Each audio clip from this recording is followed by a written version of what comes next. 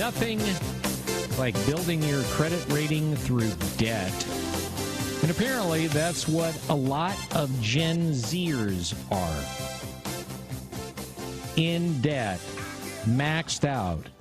About 15.5% of Gen Z credit card borrowers have completely maxed out their credit cards. That according to the Federal Reserve Bank of New York. Now, these are folks that were born between 1995 and 2011. And by comparison, about 4.8% of baby boomers have maxed theirs out. Gen X, about 9.6%. But the fact of the matter is that there's still millions of credit card users out there who have dug themselves a pretty deep hole. Let's talk about it this morning. She's an enrolling agent, tax-saving expert, CEO at Decision Financial Services, Monika Hengesbach, joining us on the Wake Up Call this morning. Monika, thanks for being with us. Thanks for having me. Good morning. I'm just curious why any bank would want to give a credit card to somebody that's, well, you know, under 23, 24 years old. You know, truthfully, I don't know why either, but they are the easiest to sign up for a credit card. I mean, you could go to college campuses, and on first day of school, you have them sitting there wanting you to sign up for a card, and they do. And they start them out with a very low balance and hope that their parents are going to bail them out if it gets to that point that they can't pay it themselves. What currently right now, I mean, you know, you're talking about somebody that's in Gen Z. Obviously, they don't really have any credit to speak of before they get one of these cards. What are they paying in terms of interest? And is it higher than other people are typically paying? I would believe that it is higher than what typically other people are paying because credit card companies base their interest rate upon credit scores. And if you are a recent graduate of college, you really don't have a high credit score. So you're just starting out. So that gives them the opportunity to justify a higher interest rate than, say, somebody who does have a higher score. So you have the 15.5, 15.3% of Gen X or Gen Zers who have maxed out their credit cards, and you throw on top of that college debt. You know, I mean, honestly speaking, how many decades is it going to take them to get all of this paid off if they ever do?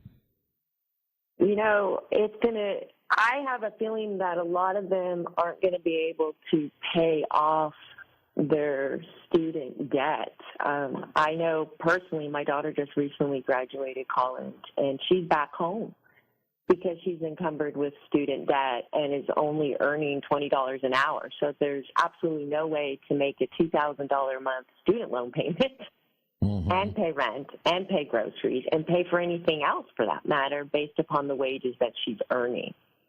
So I believe a lot of these Gen Zers are going to default on their credit cards and or student debt, and I think that's why the banks are starting to get a little scared. Well, shouldn't they have actually been able to predict this?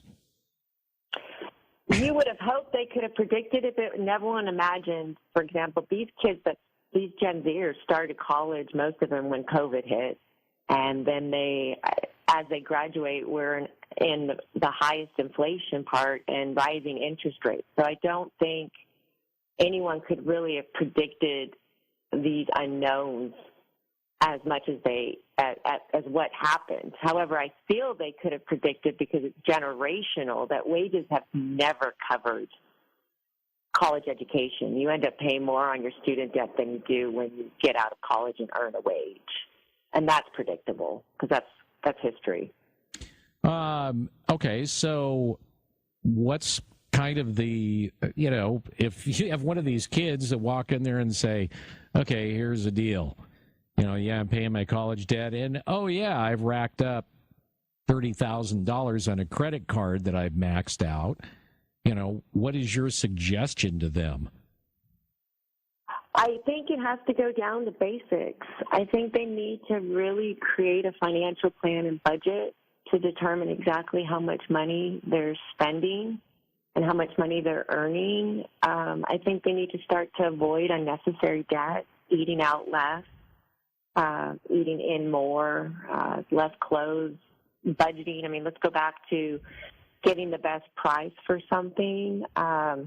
I think those would be the best. I think looking at opportunities of paying off the debt, which credit card they're going to pay off more, the one with the highest interest rate is always recommended, and slowly start to chip away their debt. Those would be the recommended things that I would recommend, as well as if you're able to go back home, live with your parents, start saving money, pay off that debt, pay off that student loan, and then branch out on your own. You just made a comment. You pay off the most expensive card first. Of these Gen Zers that we're talking about, how many of them have more than one card? Well, if you think in the age that we're living in, all these cards are very easy to get. I mean, you can get them off your phone. Apple is connected to your telephone, so you can easily charge. You've got PayPal that is pay in 4 equal installments. And then you can go out and get these credit cards, Capital One or any of these other banks that are willing to give it to you. And if you max out, you start picking up other ones. So you can end up getting in a world of hurt because they've made it so easy to access the credit. Especially like Venmo, too. Like, I got a recent promotion or ask if I sign up for their credit card now, they'll give me like a $250 bonus cash offer. And, yeah, I can see how that, to kids that age, is, that's clickbait. Mm-hmm. Yep, and same thing with Amazon. Amazon, anytime you go on Amazon, they want you to get an Amazon credit card, and they're going to, 3% cash back, and, you're this much of a discount on a purchase, and they're making it very enticing. All right. We appreciate you joining us on the Wake Up Call this morning. Thank you very much. Thank you.